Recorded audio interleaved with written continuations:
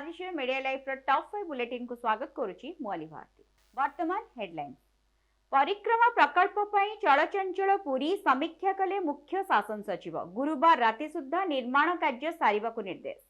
जिला गस्तरे भिके पांडियान नुआ और युव ओडिशा नवीन ओडिशा कार्यक्रम रे जोग देले 5T अध्यक्ष। खोर्धा परे बाणपुर जाई मां भगवती को करिवे दर्शन।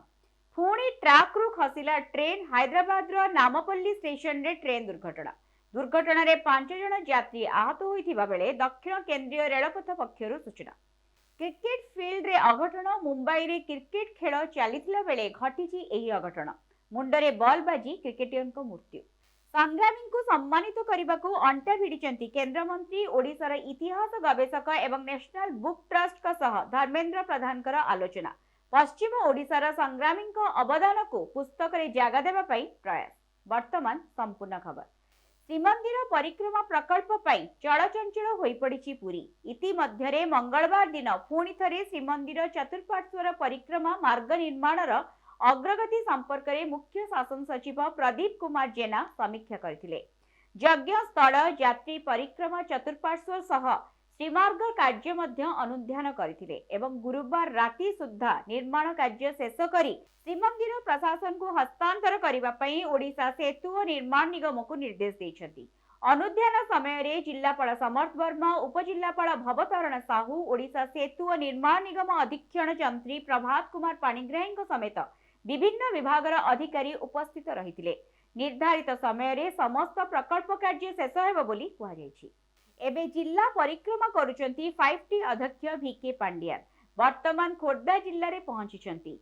हाबेली पड़िया रे आयोजित नुआ और युव ओडिशा नवीन ओडिशा कार्यक्रम रे जोग देबे 5T अध्यक्ष।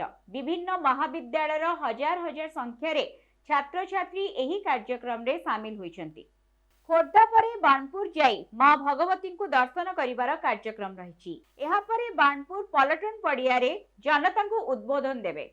अपराह्न रे रणपुर रो गस्त करिवे भिके पांडियान।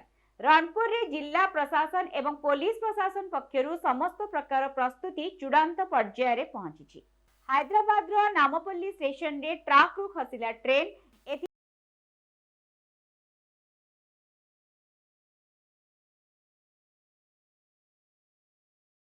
दक्षिण केंद्रीय रेलपथ पक्षरु सूचना दिया जायछि। नामपल्ली ट्रेन रो शेष स्टेशन होइथिबा बेले एही दुर्घटना घटिछि। तेबे एथिरे कोनोसी विशेष क्षयक्षति होई नथिबा दक्षिण केंद्रीय रेलपथ पक्षरु सूचना दिया जायछि। एने दक्षिण केंद्रीय रेलपथर सीपीआरओ राकेश को कहिबा अनुसार एही घटना सकाळ 9:15 रे घटिछि। नामपल्ली अभिमुखी चारमीनार एक्सप्रेस यात्रा करिबा बेले सेठारे न अटकी आगुकु माडी जायथिला। फଳରେ ट्रेन रे 3टी बगी लाइनच्युत होइथिला। तेबे एथिरे काहार कोनोसी क्षति होई नथिले भी ट्रेन रो द्वार निकट रे रहिथिबा 5 जन यात्री सामान्य आहत होइछंती।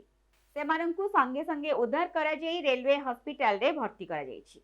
सूचना अनुसार मुंबई रो दादर पार्सिंग कॉलोनी स्पोर्टिंग क्लब ग्राउंड रे टूर्नामेंट खेला जायथिला। तेबे एही अघटन सेही ठारे घटिछि। एठारे चलीथिला T20 रो कुचिविसा अश्वाल विकास लीजेंड कप। एही टूर्नामेंट रे केवल 50 वर्ष रु अधिक बयसर लोक माने खेलंती।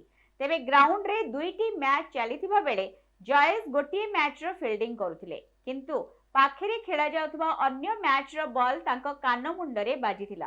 तांको तुरंत हॉस्पिटल निया जायथिला, हेले सेठारे डाक्टर तांको मृत बोली घोषणा करछंती।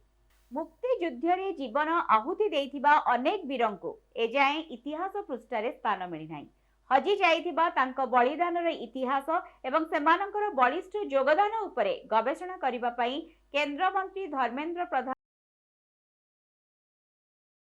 परिषद बा ICHR ओडिशार इतिहास गवेषक गण एवं नेशनल बुक ट्रस्ट सह पुंखानुपुंख भावरे आलोचना करिसेंती। एही बैठक रे ओडिशार विशिष्ट इतिहास गवेषक हरिहर पंडा, दीपक पंडा, चंडी प्रसाद नंद, विभुदत्त मिश्रଙ୍କ समेत ICHR और नेशनल बुक ट्रस्ट अधिकारी माने उपस्थित थिले। एभली खबर पाइबा पई आम चैनल को लाइक, शेयर एवं सब्सक्राइब करंतु। नमस्कार।